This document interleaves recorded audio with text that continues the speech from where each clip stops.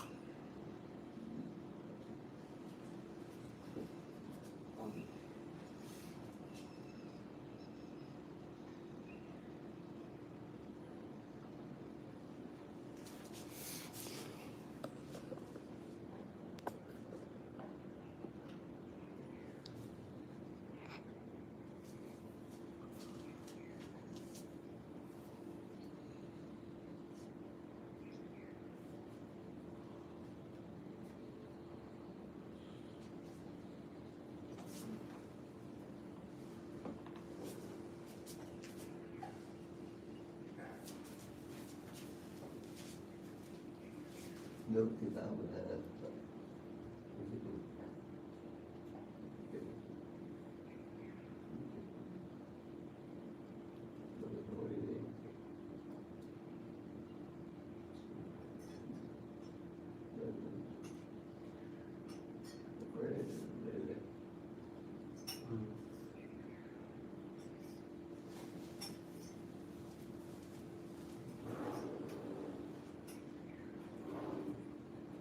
đi về đấy một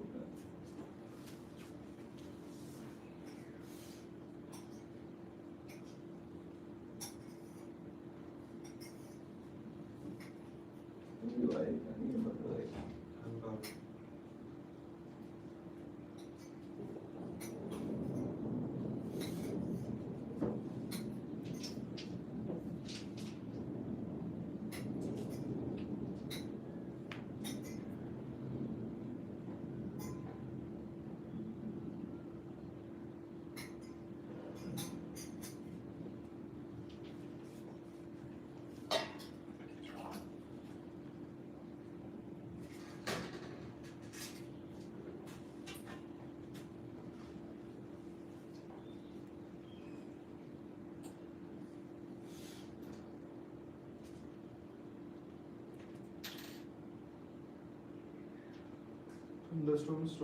some strong late Sunday night though.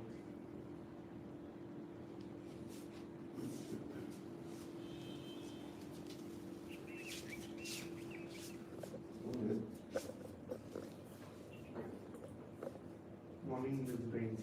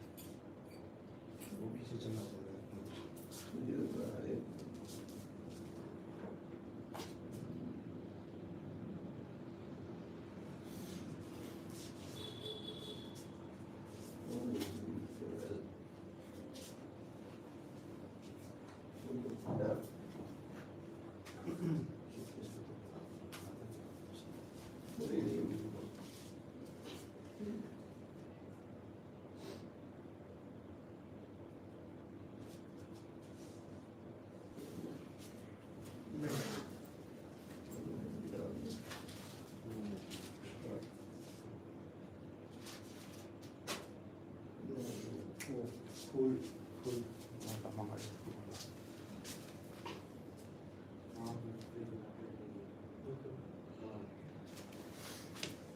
ये नहीं है दूसरा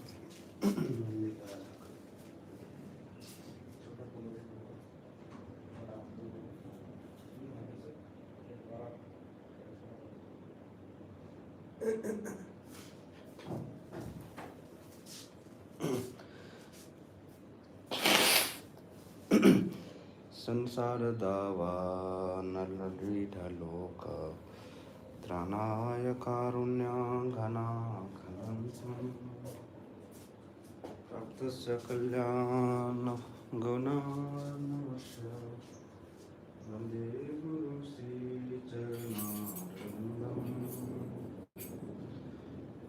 महाप्रभु कीर्तनमित्यगीतम् पवित्रमाधुर्यम् मनसो बुभुरसिनः रोमाञ्चकम्पाशुतरं गृहातु वन्दे गुरु श्रीचरणारविन्दम्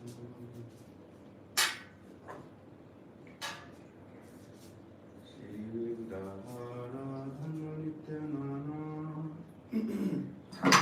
शृङ्गारतन्मन्दिरमार्जनादौ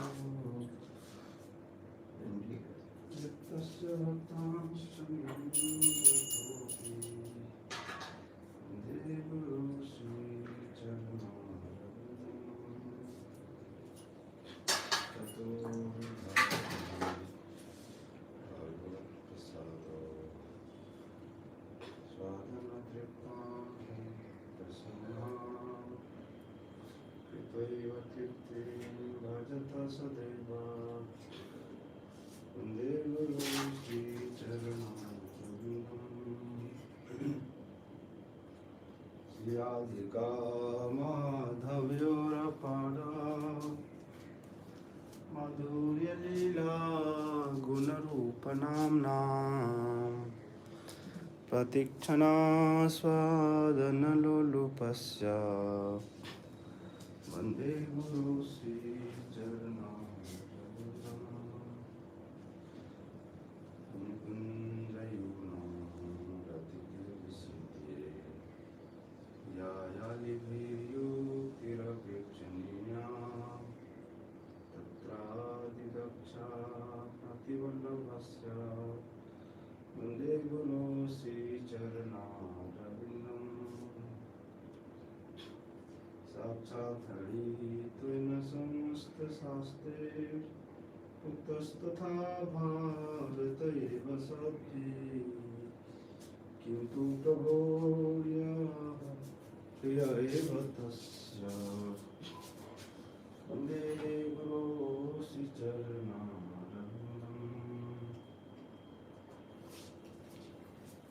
यस्य प्रसादात् भगवत्प्रसादो यस्य प्रसादान् न गति कुतोऽपि तस्य यशस्त्रिसन्तं वन्दे गुरो श्रीचरणारविन्दम् तस्य यशस्त्रिसन्तं वन्दे गुरो श्रीचरणारविन्दम् वन्दे गुरो श्रीचरणारविन्दम् वन्दे गुरो श्रीचरणारविन्दम् वन्दे गुरो श्रीचरणारविन्दम् वन्दे गुरो श्रीचरणारविन्दम् नमो विष्णुपदाय कृष्णपृष्ठाय भूतले श्रीमते भक्तिवेदान्त स्वामी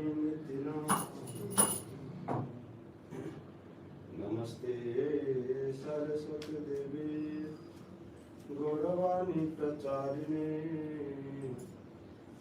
विशेषशून्यवादी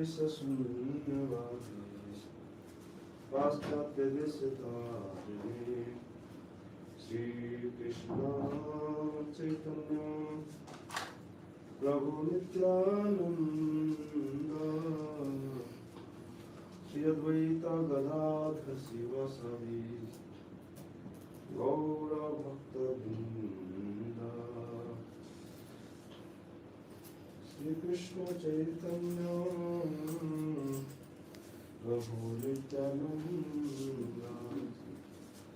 श्री अद्वैत गदाधर शिवासादि गुरु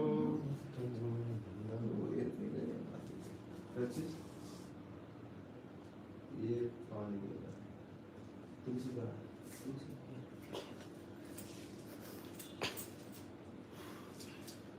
नमस्ते नरसिंहाय नमस्ते नरसिंहाय प्रहलाद लाद दाहिने हिरण्यकशिपुवक्षः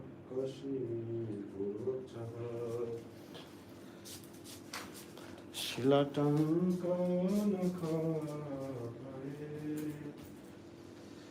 इतो नरसिंह परतो नरसिंह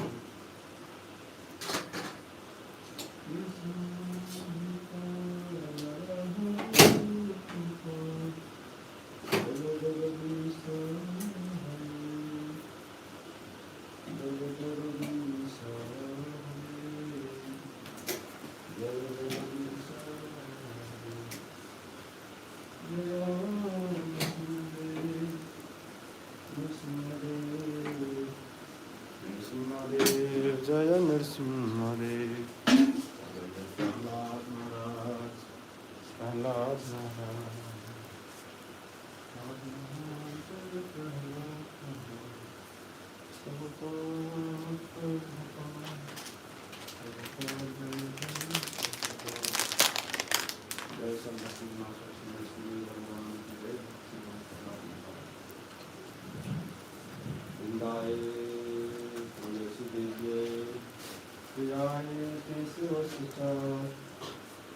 कृष्ण भक्ति करे देवी सत्यवते नमो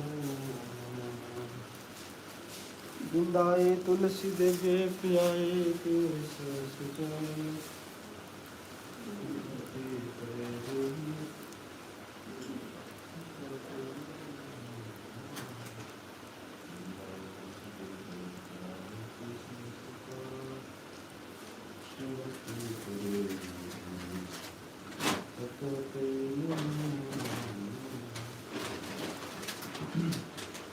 नमो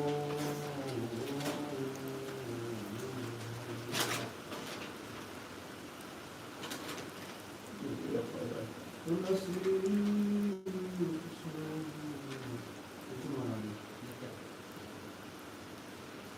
नमो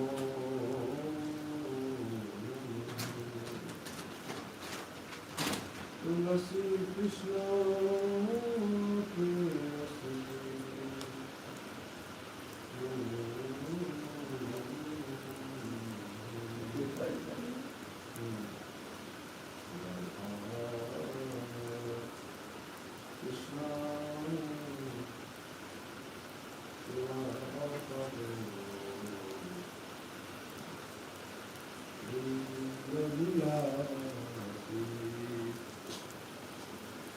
ये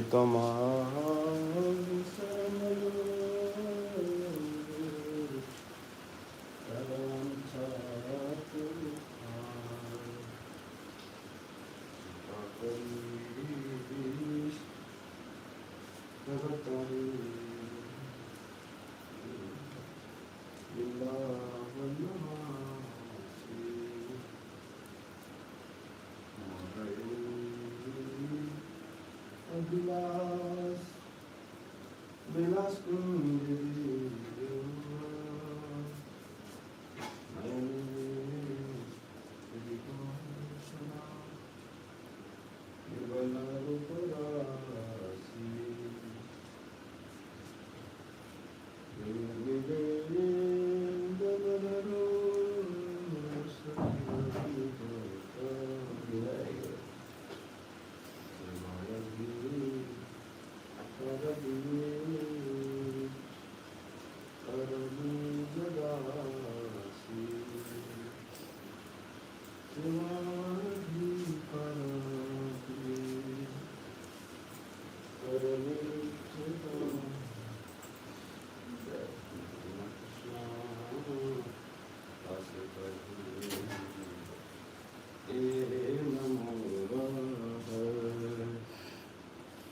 Radha Govinda Premi Sada Nivasi Namo Namaha Tulasi Krishna Tulasi Namo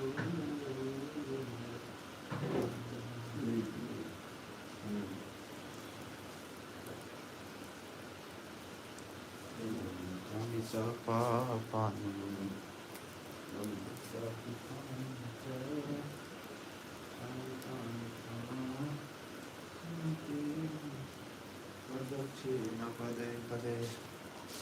Yani kani chapa pani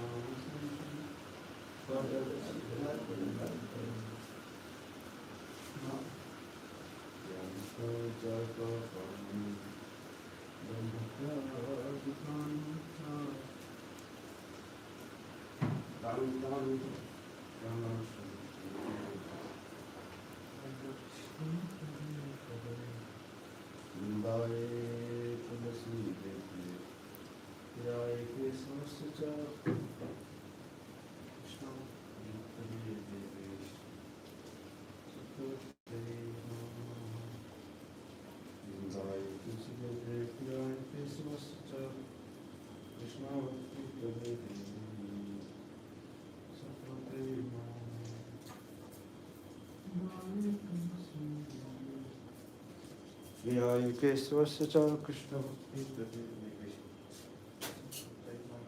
Krishna Bhakti Pradayani Vinde Devi Tulsi Maharani ki jai.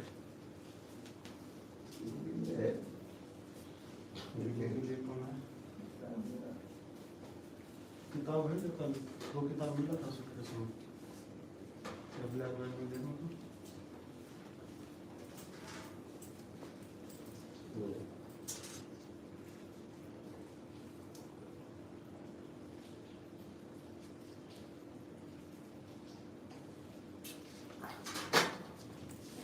तो ये कौन दे दूँगा मैं कर लेता हूँ बाकी सब और पढ़ेगा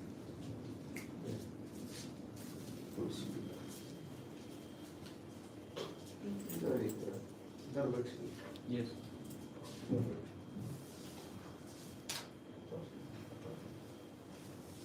दोनों से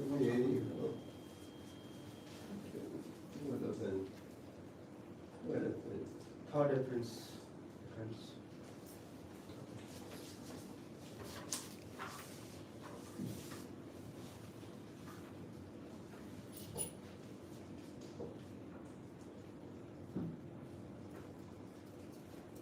Third offense, to disobey the orders of the spiritual master, Guru Abhagya. Finally, after having traveled through innumerable bodies amongst the 84 lakhs different forms of life, the spirit soul gets the chance to accept a human body. This happens either due to natural evolution or by dint of unintentionally performed pious activities. Only in this very rare human form of life are spiritual activities possible. The demigods and the residents of the heavenly planets experience the reactions of their previous pious activities. Likewise, animals are bound by the reaction of their previous karma and are deeply absorbed in gross ignorance, which obstructs them from independently performing pious activities. No form of life other than the human body is appropriate to lead a spiritual life and to serve the Supreme Lord. If one does not endeavor very carefully to become self-realized, he will return to the cycle of repetitive birth and death. An intelligent person will therefore use this rare opportunity and accept a spiritual master who can lead him to Sri Krishna, the Supreme Lord. By these merciful instructions, the spiritual master aims to elevate us to the spiritual platform. Thus, the third offense, to disobey the orders of the spiritual master, is a very serious offense.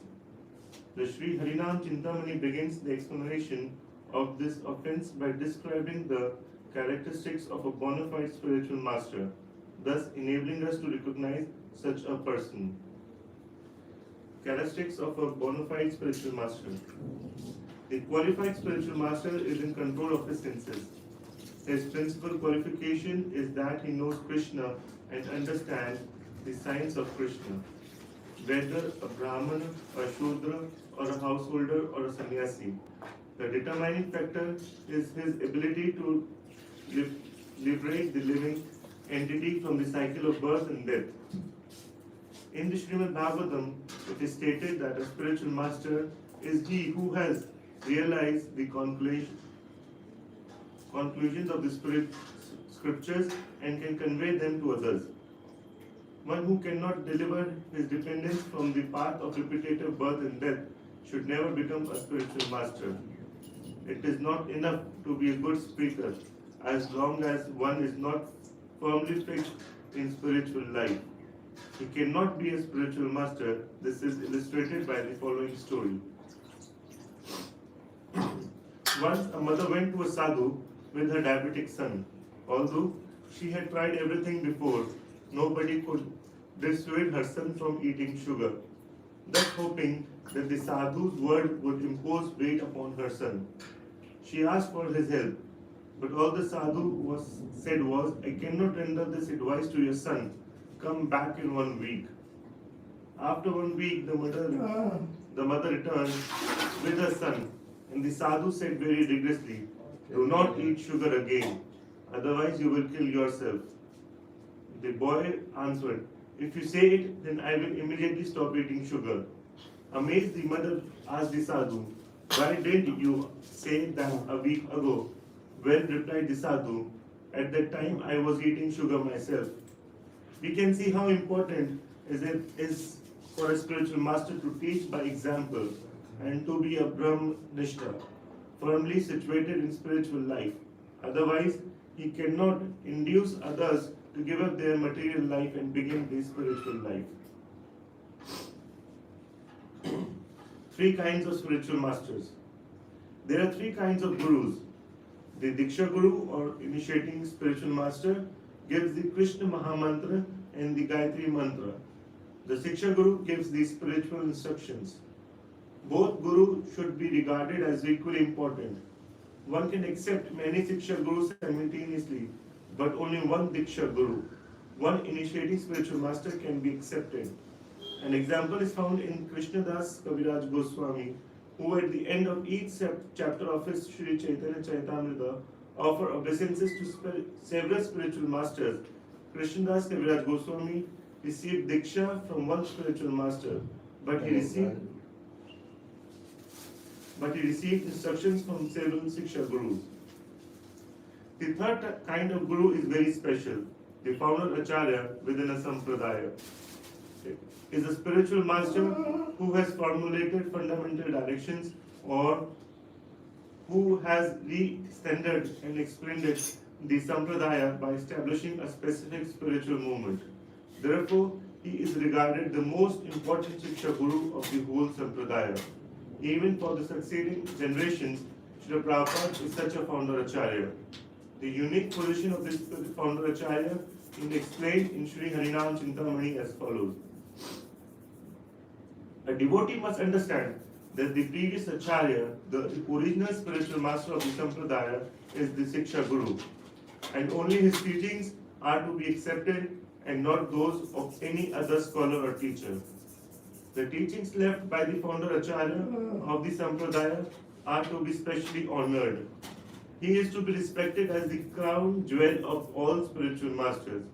His perfect philosophical conclusions have to be adopted by every member of the Sampradaya. All contradicting teachings must be rejected. One should only accept his teachings and conclusions and none other. And one should not receive spiritual initiation in other disciplic succession. In his Sri Chaitanya Mangal, Lochendas Thakur describes how Narad Muni once went to Vrindavan to meet Sri Krishna Chaitanya Mahaprabhu. Narad Muni saw how Lord Chaitanya Mahaprabhu was personally worshipped by Srimati Radharani and associates on one side, and by Rukmani Maharani and her associates in Dwarka on the other side. They all appeared in opulent Maha-Abhisheka for Sri Chaitanya Mahaprabhu. Narada Muni expressed his worries about the conditioned souls who has forgotten their internal loving service for Sri Krishna in the universe of the four-headed Brahma. Thereupon Lord Chaitanya Mahaprabhu, summoning all his present maid service, declared, "In every age I will appear in this material world to deliver the saints and re-establish religion. Without understanding the purpose of my advent, the ignorant people continue to commit sinful activities. It hurts me after Satyuga's sinful activities gradually increase. With the progress of the ages, seeing the appealing conditions of the Kali Yuga, I feel compassionate and personally incarnate in order to manifest my love. Now, without considering anything else, everyone just come with me and will destroy the sinful activities of the age of Kali. The powerful weapon of Nam Sankirtana, I will cut the hard knots of demonic desires from the heart of everyone. Even if the sinners reject religion or flee to foreign countries, still they will get my mercy. I will send my Senapati Bhakta, my supreme commanding devotee, to go there and deliver them. I will indue the entire universe with my love. Not a pinch of misery or lamentation will remain. I will freely give my ecstatic love to the demigods and all moving and non-moving living entities." Sri Chaitanya Mangal, Sutra Khanda 2. The description of the specially empowered Senapati Bhakta clearly refers to his divine grace, Srila A.C. Bhaktivedanta Swami Prabhupada, the founder Acharya of the International Society for Krishna Consciousness. Srila Prabhupada preached Krishna consciousness in a very special way. His style was unique. He imparted Vedic knowledge to the West on the basis of the preceding Acharyas by extracting the essential points from all the Sampradayas and fearlessly explaining them. In this way, he revealed the mature conclusion of the whole spiritual sciences of the Vedas. The achievement cannot be described in words. Moreover, he converted his knowledge according to place, time, and circumstances into a language which could be understood by his audience. Thus, he initiated the fallen Western Malechas and Yavanas into the chanting of Vedic mantras, so as they become qualified, a step which no one had dared to do before him. To Srila Prabhupada, we also owe today's custom that both men and women are accepted to practice spiritual life in the temple. Simultaneously, Srila Prabhupada gave us excellent instructions to protect our spiritual life. He stressed very much on a proper spiritual practice. He especially emphasized on one should chant the Hare Krishna Mahamantra as often as possible. As we be seen later, he actually instructed us to chant 24 hours a day. If possible, that is, if our service allows the time. One should always be faithful and loyal towards instructions and conclusions of the founder Acharya. One should avoid receiving teachings from other sources, since they may imply different directions and cause bewilderment and havoc on one's spiritual path. One should only follow a Diksha Guru or Siksha Guru who very faithfully knows the teachings of the founder Acharya. How should one respect the spiritual master? The question may arise how to properly respect the spiritual master in order to avoid an offense against him. First, both the Diksha Guru and the Siksha Guru must be understood as intimate servants of Krishna. They are manifestations of his energy. One should never mistakenly regard the Guru as an ordinary person. Krishna has sent him to the disciple as the internal spiritual master, and he should always be worshipped as a dear servant of the Lord. The spiritual master should always be worshipped before one starts to worship Krishna. He should be offered a nice seat, shoes, food, bathing, cloth, etc. Then, with his permission, the deities of the Sri Radha and Krishna can be worshipped. Food should first be offered to the deities and then to the spiritual master. Then the prasadam may be offered to the other Vaishnavas. One cannot worship Radha Krishna without the permission of the spiritual master. Before chanting the holy names, one should also remember the spiritual master and his instructions. It helps to invoke his presence by prayer, by chanting. There are further statements in the Vedas. One should, for example, respect his bed. One should not sit or lie down on his bed, as well as his seat, his shoes, his vehicle of transport, the water from his foot bathing, and his picture or photograph. Furthermore, in the presence of one Guru, one should not worship other person as Guru. Moreover, one should accept the spiritual master as the Lord and Master and follow his words. By seeing him, one should prostrate before him. One should glorify the Guru in the loud voice, Jaya Srila Prabhupada, and should never fail to abide by his orders. One should accept the remnants of his food as prasadam and never discuss topics in the presence of the Guru if he does not like to hear them. Humbly surrendering to the lotus feet of the Guru, one should act in such way that he is satisfied. By following these injunctions, while performing Sankirtana for Krishna's name, one will attain all perfections. Initiation. Now an important question arises, which of course affects many bhakta and bhaktins. How will I be initiated? Initiation is given after receiving knowledge about the holy name from the Guru. When full faith in the holy name has developed in the heart, this is again an induction on how the qualification of a Vaishnava are related to his chanting of the holy name. One who chants with full faith is qualified for initiation because he has received and can appreciate the most important present from the spiritual master, the holy name. How and why does the third offense appear? Whenever we see the spiritual master with the mundane vision and consider him an ordinary human being, the third offense appears. Because the spiritual master walks amongst us like one of us. We need to be careful not to commit his disastrous offense by treating him like an ordinary person. The best is to concentrate on his lecture and spiritual instructions and not to his physical appearance, which may be like ours. To equate the Guru with an ordinary human being is wrong because the body of an advanced devotee is different from an ordinary person's body. It is fully spiritualized due to his full engagement in devotional service. How can the third offense be rectified? The third offense can be very easily committed by failing to follow one of the many instructions received from the spiritual master.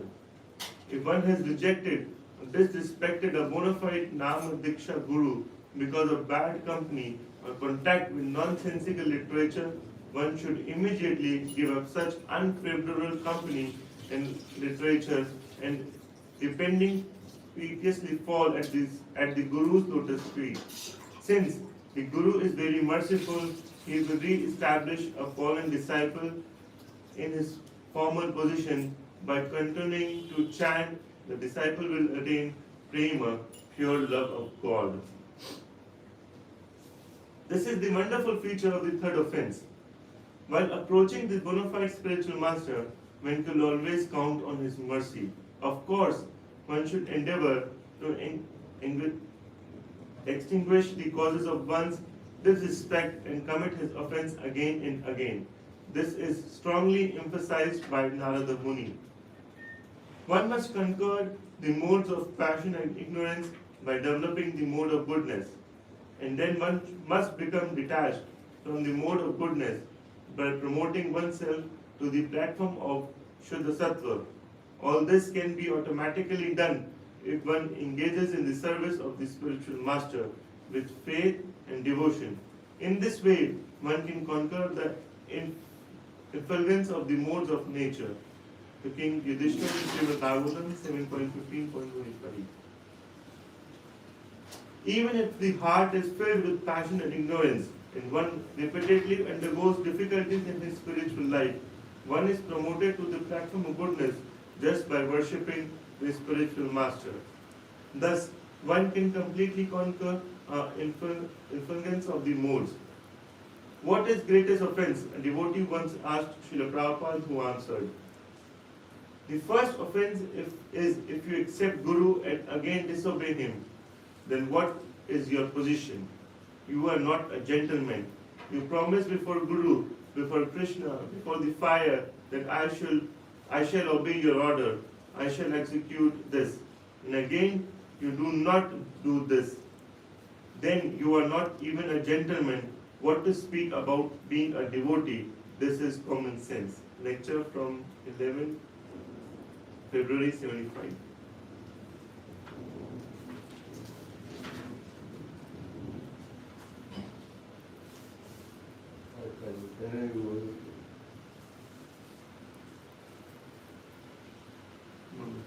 Fourth offense, to blaspheme the Vedic literature or literature in the presence of the Vedic version. Shruti Shastra Nindanam. The four defects in the human acquisition of knowledge. Why has Krishna given us Vedic literature, and why should we accept the four Vedas as they have been revealed to us by Krishna? The process to gain knowledge with one's own resources is obstructed by the four natural faults of the human being. Brahma, the propensity to commit errors. To err is human. This happens when the senses are not fully attentive. Pramad, to the subject of illusion. This is due to imperfect sense perception. One sees something, but it is something different. The propensity to cheat oneself and others, in other words, things are reported in a different way as they have been perceived. Imperfect senses and imperfect mind. Our senses cannot be relied on absolute authority, especially in spiritual affairs. The senses are very limited. They cannot perceive anything about unconscious matter.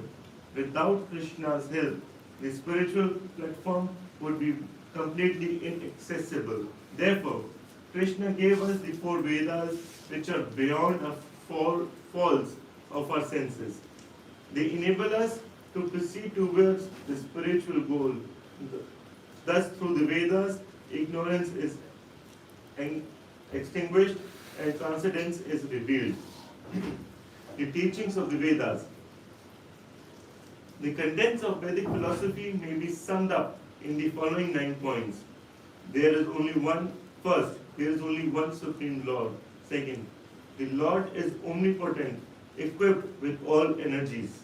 Third, Krishna is Akhil Rasamrita Murti, the source of all rasas. He eternally resides in his holy abode and bestows blissful pleasure unto all living entities. Fourth, the jivas are the Lord's internal parts and parcels. They are unlimited in number, unmanifested, but fully conscious. Fifth, so the jivas as eternal, some of them are bound in the temporary material universe, attracted by illusionary pleasures. Sixth, other jivas are externally liberated. They worship Krishna and live with him in the spiritual world, experiencing prema, pure love of God.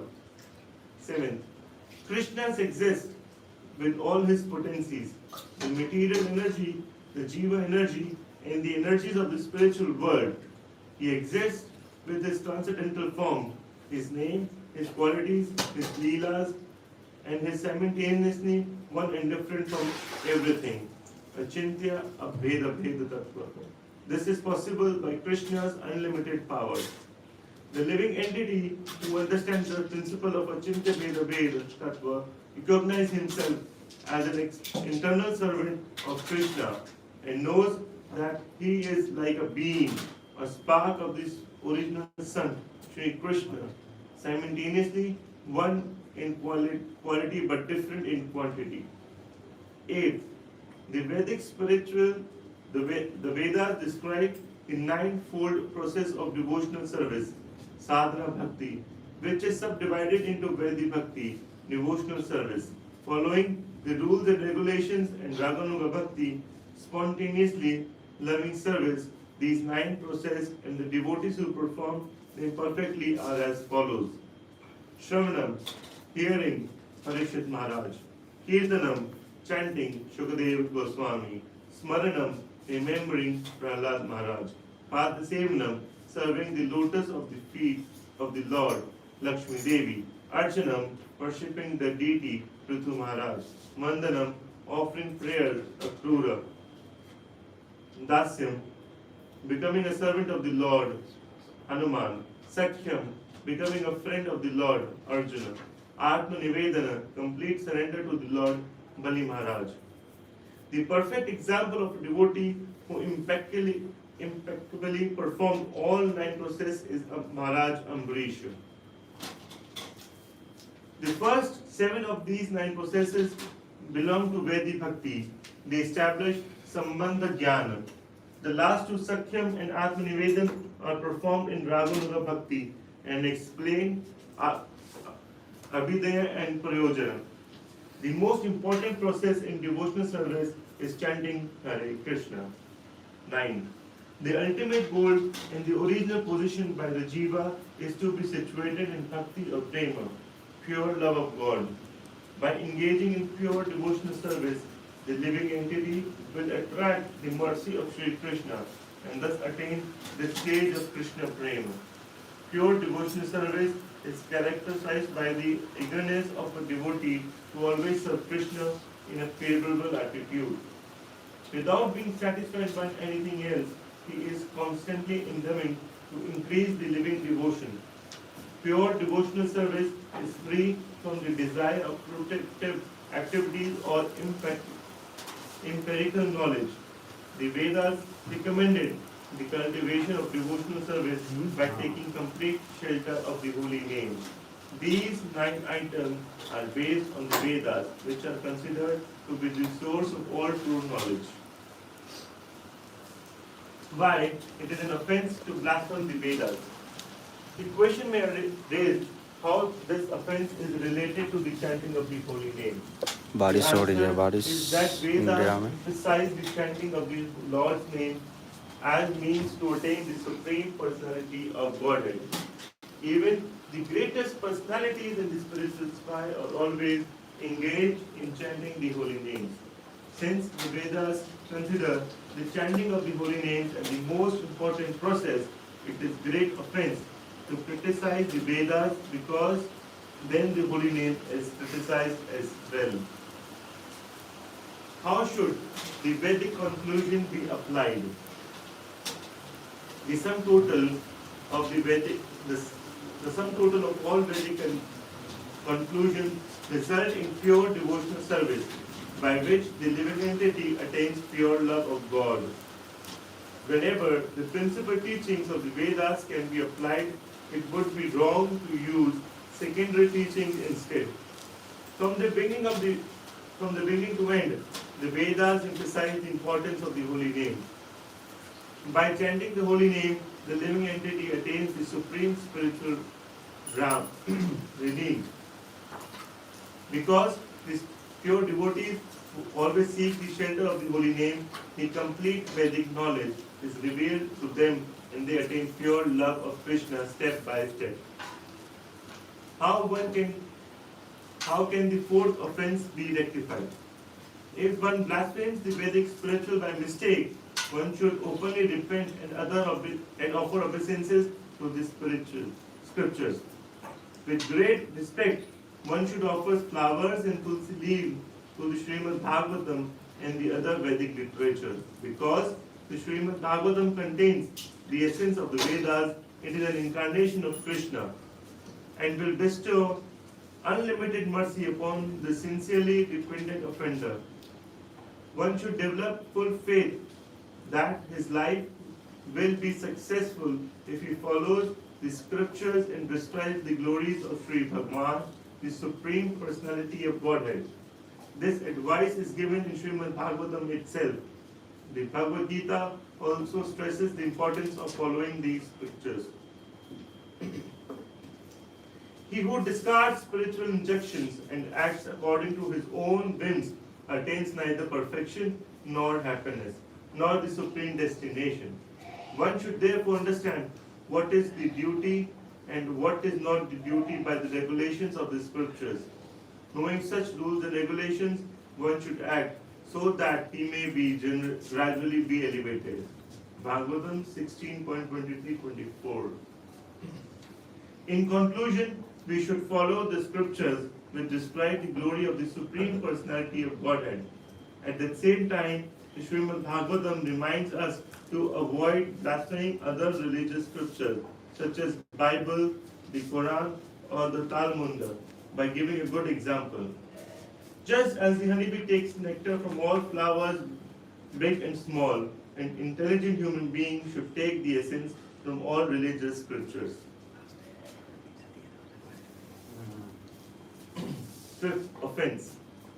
To consider the glories of chanting Hare Krishna to be imagination or exaggeration. Some people consider it is a great exaggeration that they read in the scriptures that by chanting the holy name only once, one is freed from one's sins and is even ever able to commit. Did you not also ask yourself at times, I have been chanting more than once, but still I am full of so many faults? Skepticals argue that the policy to offer enticing results is frequently found in Vedic scriptures, and thus the wonderful effects of chanting, as for example, that the chanter becomes free from anxiety, are mere bites to motivate the readers. But the goal in Bhakti Yoga is completely different from attaining personal gain. It aims to act satisfying Krishna. In other words, it is a matter of selflessness. Thus, the unparalleled results of chanting the holy names, which are mentioned in the Vedas, such as annulment of planetary influences and gradual awakening of the love of God, are fully realistic glorifications of the holy name. They are not exaggerations to attract the conditioned souls. After all, the Vedas instruct the conditioned souls in the process of selflessness, with the final aim to develop pure love in their hearts, and then should it try to stimulate them by offering selfish goals. This would be an inconsiderable contradiction. The results which are promised are bound to appear in the life of a chanter sooner or later. They are like the seeds that fructify in due course of time. It depends on two factors. First, the mercy of the Supreme Personality of Godhead. Second, our sincere endeavor to avoid offenses. How can the fifth offense be rectified? What is to be done is one thinks that the glories of the holy name are imagination. One should go an assembly of devotees. In the association, one should hear with great attention about the Lord's pastimes and qualities. One should present his doubts, desiring sincerely to obtain proper knowledge. The devotees who are fully conversant with the glories of the holy name will mercifully forgive and embrace the offender. Thus, one will not repeat this offense. Sixth offense. To give some interpretation on the holy name of the Lord. Harinam Kalpanam. The meaning and effect of the holy name should not be interpreted. This includes the attempt to explain the effect of the holy name with biophysical process. A student once claimed that by chanting, various chemicals are released into the body, causing certain brain centers to be strongly flooded with blood and thus affecting something like ecstasy. This is an example of Hari Namani Kalpanam. In Germany, a man tried to convince Srila Prabhupada that chanting words like hypnotism. Srila Prabhupada answered, no, it is not hypnotism, it is purification. Another interpretation is that Krishna means black, someone who is black. This is the argument, cannot be understood. This is the reason why Krishna cannot be understood by chanting. All these interpretations of the holy name are offensive. The mundane interpreter tries to explain totally spiritual phenomena with his material logic. The holy name has inconceivable spiritual energy. As we have seen in chapter 2, it is the sound incarnation of the Lord. The attempt to regard the holy name as a part of the world and equate it with anything material is foolish. How can the sixth offense be rectified? As with the fifth offense, one should admit it in an assembly of devotees and beg them to enlighten one about the true nature of the holy name. With the repentant heart, one should beg for forgiveness and following the holy name.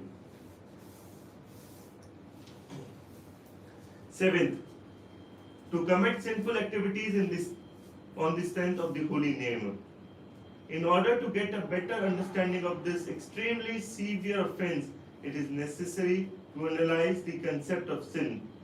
Obviously, there are different conceptions in this term. The different stages of sin.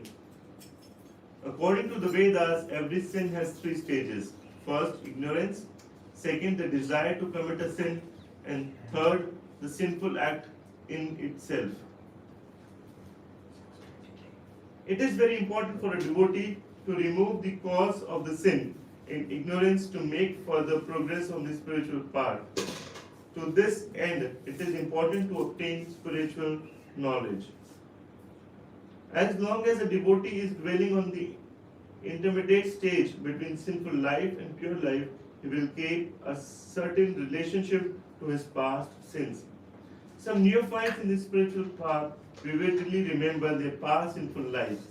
They reside in the gray area of not being fully determined to accept everything favorable or their spiritual advancement. Their actions may already be spiritualized, but their mind is still attached to previous habits. Thus, it may occur that they fall back on them. However, as long as they do not commit further sins, it is in intermediate period. The effects of past sins will soon vanish, and the more they absorb in chanting of the holy name, the sooner these traces will completely fade away. Intentional and unintentional sins. It is important to distinguish between intentional and unintentional sins. If a devotee commits a sin without a purpose, a so-called accidental fall down, this sin is only temporary and will be washed away by the power of the holy name. But if a person commits intentional sins, thinking that the bad effects will be washed off by the power of the holy name, then he cannot be regarded as a serious devotee. He is a cheater and will have to face the bitter results of his offenses, fear, lamentation, and eventually spiritual death. Even the mere thought of committing a sin with the intention to inhalate in later through the strength of the holy name cannot be compensated by any remedy. what to speak of someone who actually commits the offense. Only a materialistic can think like that. Such a person cannot be engaged in devotional service. In no case it is allowed to commit sins, thinking they will be forgiven by the strength of the holy name. We must not think of it at all. There is a borderline between two kinds of sins. Whereas a smaller or greater blunder is unintentional, here we speak of intentional sins. If they are premeditated or planned in advance, in the previously mentioned offense, there were always possibilities to neutralize them. Here, for the first time, the consequences are very severe. It is through the process of devotional service that one attains perfection. But if one rejects the process, especially by abusing the unique strength of the holy name for the fulfillment of sinful desires, then his lifespan, mind, and words will be ruined. You see that?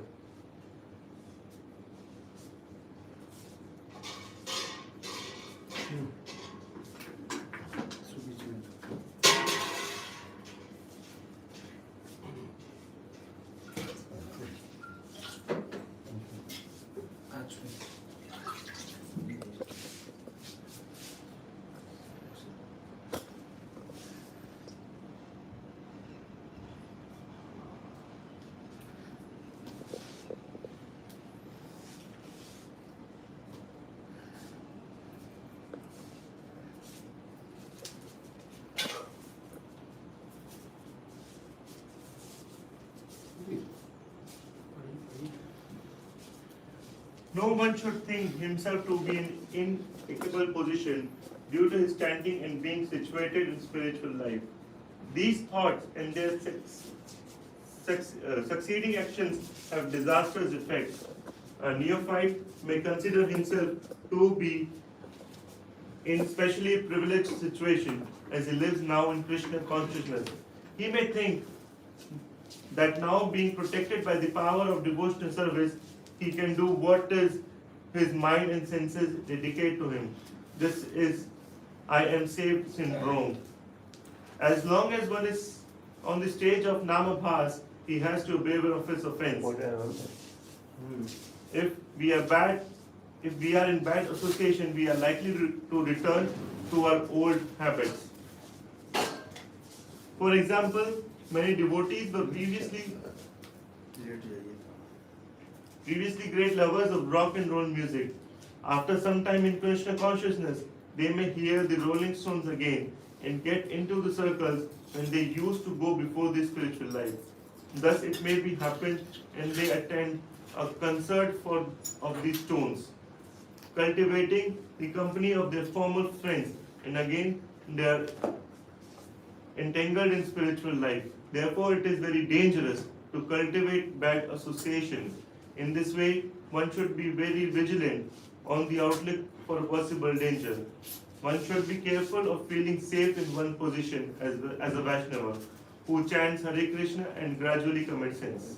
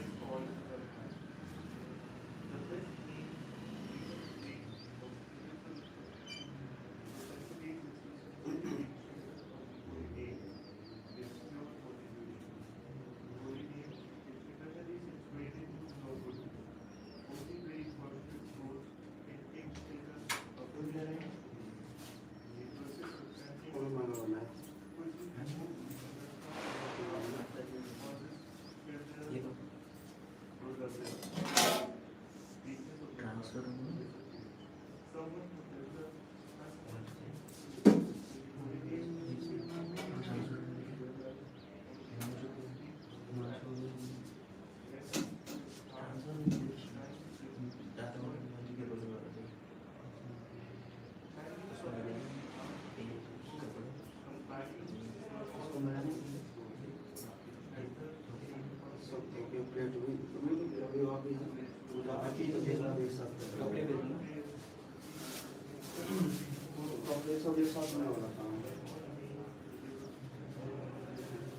ये वाला bucket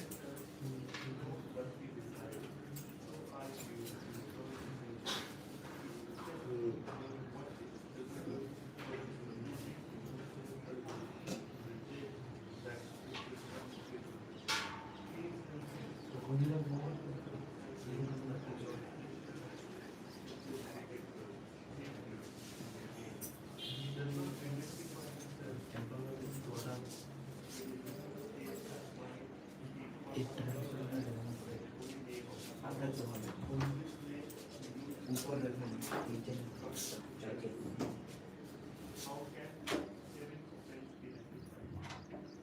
If by some error this offense is committed, one must keep oneself in the assembly of pure vessels. Sinful desires are like thieves on the path of truth, and with the pure vessels are the guardians of this path. One should therefore call aloud the name of the guardian, the spiritual master, there in the heart, or the guardian of fear, Jesus. Since the Lord was found to be a guardian, one can chant Krishna's name as well. When upon devotees to repent, to come back to spiritual life, they consult the assemblies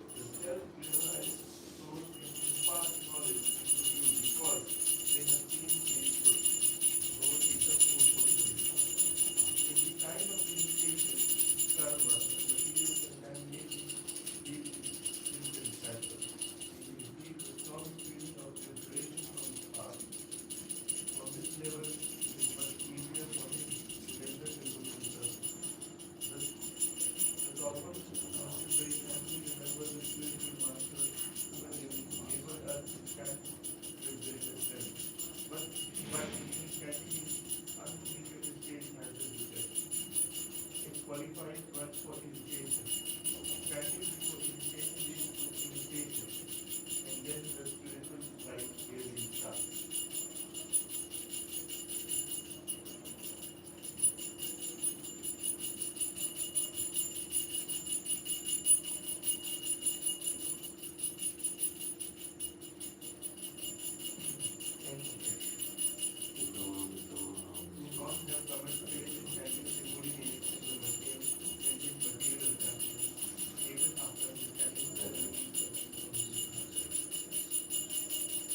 In order to consciously avoid this offense, it is necessary to understand the nature of the material life. We are bind to material consciousness, and we are felt senseless cancer. For this, it is the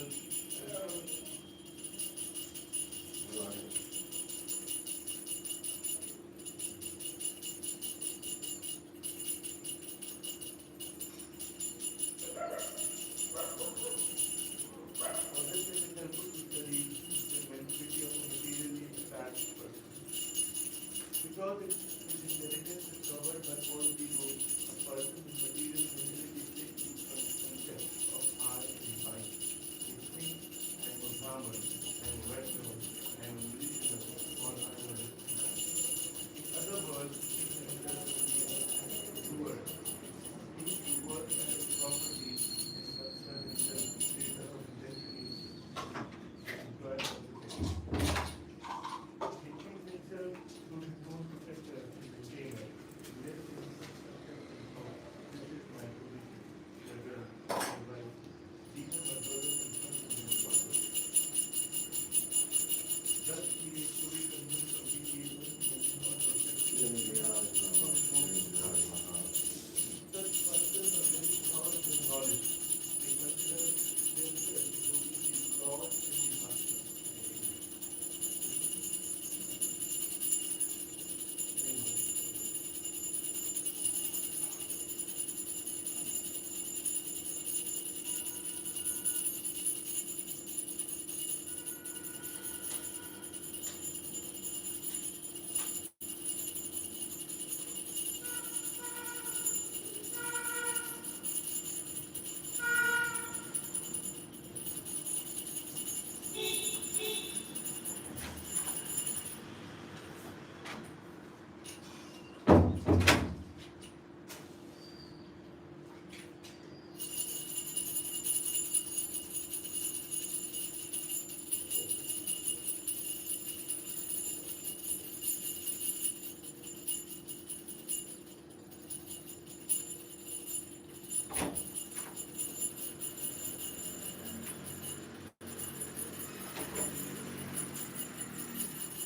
सबको विनोद बंद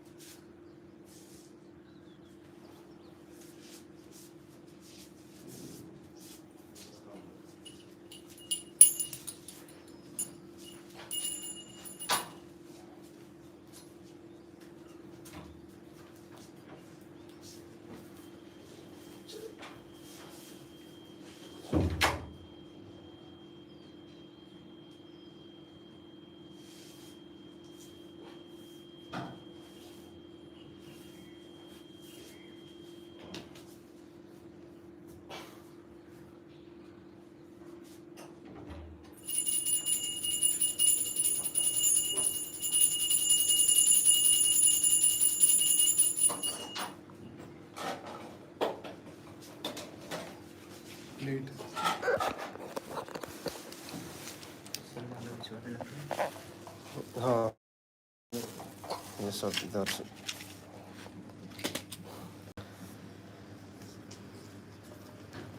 You go to the station? इधर Where you want to go?